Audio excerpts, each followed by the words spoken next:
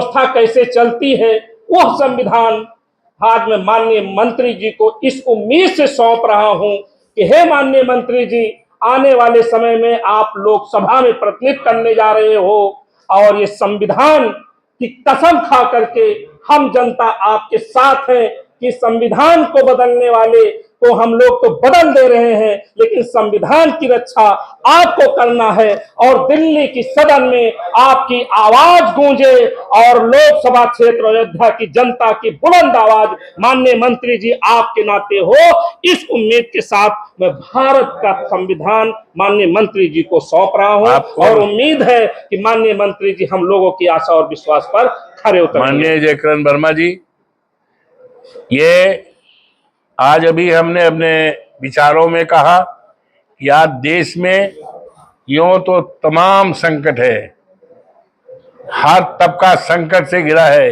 परेशानी से है, लेकिन सबसे बड़ा संकट है भारत रत्न बाबा साहब भीमराव अम्बेडकर ने ये जो पवित्र ग्रंथ दिया है देश को, जिसमें इस देश के दलितों के लिए, इस देश के पिछड़े लोगों के लिए, इस देश के अल्पसंख्यकों के लिए, इस देश के उपेक्षित लोगों के लिए और करोड़ों करोड़ों देशवासियों के लिए बहुत अच्छा संविधान में फंडामेंटल राइट्स दिए हैं।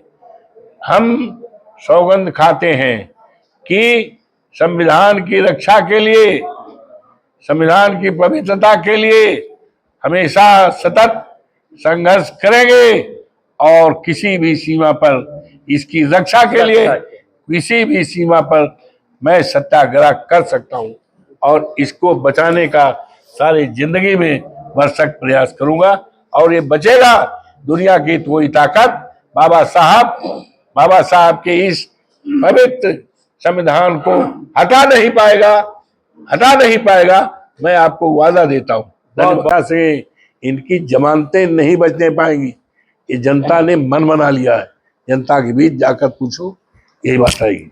थोड़ी देर पहले आपने कहा कि प्रधानों पर और चेयरमैन जिला पंचायत जो है जिन पर दबाव सरकार बना रही है, ऐसे में आपके बनाए चेयरमैन पे डॉक्टर राम सुमेर भारती जो प्रतिनिधि हैं उनके ऊपर FIR लॉन्च हुआ, चेयरमैन पर लगाया, इस पर क्या कहते हैं? ऐसा है, ये पूरे प्रदेश में भारतीय जनता पार्टी दबाव कर रही, पूरे प्रदेश में हमारे प्रधानों पर और हमारे जनप्रतिनिधियों पर, लेकिन कोई दबाने से नहीं दबता। किसी के विचार को आप नहीं दबा पाएंगे। लोगों का विचार बन गया है भारतीय जनता पार्टी की सरकार का सफाया करने से, तो उत्पीड़न करने से कोई कुछ दबेगा नहीं। कितनी मजबूती से आप चुनाव प्रचार में लगेंगे, कितनी मजबूती से जिताने का प्रयास करेंगे? देखिए पांडे जी, जब आप लोग ऐसी बातें करते हैं तो मुझे आपकी पत्रकारिता पर भी हंसी आती है। क्या आपको नहीं लगता कि इस क्षेत्र की जनता माननीय मंत्री जी का चुनाव लड़ रही है? मंत्री जी को कहीं जाना होता है तो अब इनको एक एक मिनट का समय देखना पड़ता है। रही बात आप जयकरण वर्मा से पूछना चाहते हैं, तो आप हमारे साथी भी हैं, पत्रकार भी हैं।